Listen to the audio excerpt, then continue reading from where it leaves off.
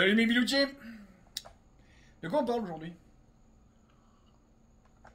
Oubliez pas, hein, on va faire 30 secondes de banalité. Il fait quel temps chez vous? Là, je tourne pas aujourd'hui, hein, parce que c'est un épisode que je tourne un petit peu à l'avance.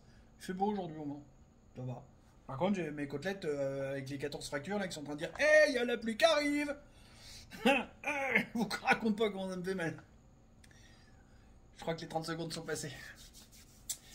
Aujourd'hui, on va revenir sur un des leitmotifs de la chaîne, 70 jours de mémoire, c'est beaucoup trop court. Pour ceux qui ne savent pas, pour les nouveaux, ou ceux qui sont là depuis pas très longtemps, surtout ceux qui sont arrivés au courant 2025, puisqu'il n'y a plus le décor en pleine largeur, la mémoire, la durée moyenne de la mémoire d'un électeur, oui, il faut le mettre dans le bon sens, la durée moyenne de la mémoire d'un électeur est de 70 jours.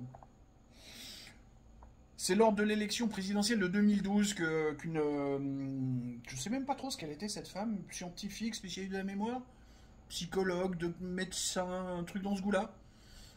Voilà. Et avec un peu de sociologie puisqu'elle s'intéressait à la politique et elle a fait le lien entre les deux. Bref, elle a traité de la mémoire. Voilà, je sais plus quelle. J'ai même plus son nom, j'ai plus rien, donc son titre et compagnie, je sais pas.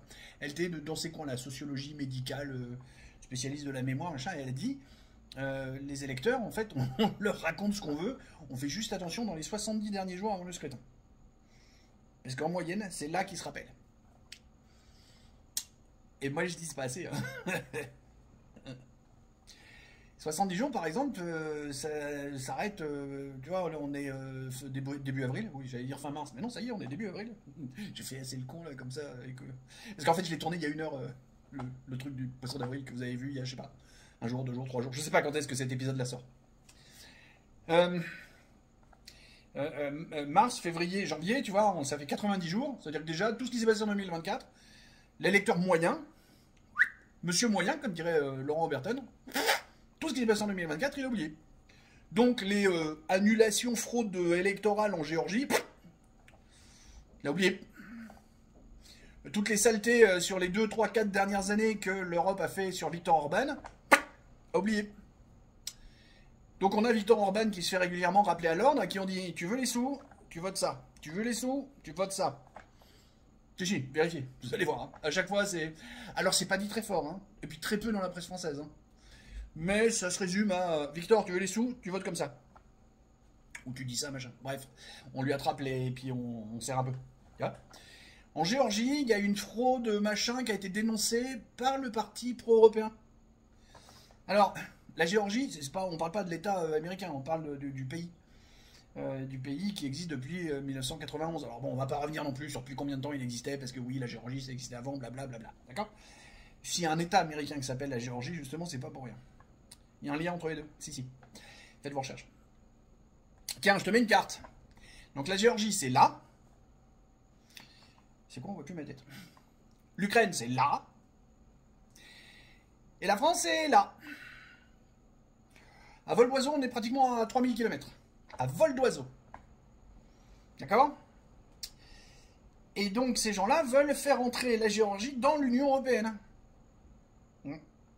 Un jour, il faudrait que je retrouve toutes ces explications que j'avais pour vous expliquer pourquoi la vision européenne de Ursula von der Leyen, Klaus Schwab et compagnie, pourquoi cette vision européiste, mondialiste, doit toujours s'étendre pour pouvoir vivre ou survivre. En fait, ils ne peuvent pas rester circonscrits dans une géographie. Ils sont obligés de s'étendre, sinon ils meurent. Mais ça fera l'objet peut-être d'un format horizontal, parce que c'est long, c'est compliqué, il faut poser beaucoup de contexte pour comprendre ça. Et là, tu vois, on est déjà à 4 minutes, alors que ce que j'ai à vous dire est beaucoup plus court. Donc, on a Viktor Orban qui se fait emmerder dès qu'il commence à grincer des dents, à être un petit peu contre le système. En Géorgie, c'est ceux qui veulent entrer dans le système, qui dénoncent une fraude, parce que les autres qui, eux, justement, disent non, nous, on veut pas y aller dans l'Europe. Donc, puis, il n'y a pas de frontière qui touche, en fait. Ben, c'est la Russie, le truc, qui est au nord de la Géorgie pour faire le tour de la mer Noire, et arriver en Ukraine, qui n'est pas dans l'Europe non plus, hein, c'est la Russie qui a, donc c'est compliqué. D'accord. En Roumanie, on a vu Călin Georgescu, je reviens pas sur tous les détails, mais on a bien vu que c'est le mec qui dérange beaucoup le système, et machin. Et puis, si vous avez suivi l'affaire, une fois que lui a été embarqué, emprisonné, machin, blabla, tous ceux qui ont essayé d'aller à la suite de lui pour défendre les mêmes idées se sont fait démonter. En fait, on en est à un point où il n'y aura certainement pas la possibilité d'avoir un candidat qui défend ça. dans le cas, alors, rapprocher le cas Marine Le Pen à Georgescu, c'est compliqué parce que, mais Marine Le Pen va s'en rapprocher un petit peu parce que, au moins pendant un temps, elle a défendu le Frexit, et là maintenant, elle s'est entre guillemets calmée vis-à-vis du système, mais toujours à dire oui, mais on va le changer de l'intérieur.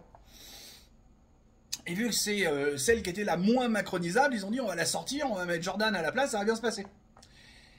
Et en début de semaine, lundi, c'est ça, lundi, on a appris que Conor McGregor, ça parle pas à tout le monde, moi-même étant pas un fan de sport de combat et encore moins de MMA, c'est trop brutal pour moi le MMA, vraiment. Conor McGregor, donc c'est un ancien, parce qu'a priori il a décidé d'arrêter de se lancer dans la politique, en Irlande, chez lui. Avec un prénom écossais, c'est bizarre, mais bon, peu importe, revenons pas là-dessus. Le mec est fondamentalement anti-Europe, et on est en train de l'emmerder. Rappelez-vous aussi ce que Thierry Breton avait dit sur l'AfD avec les élections allemandes. On pourra faire comme en Roumanie, hein.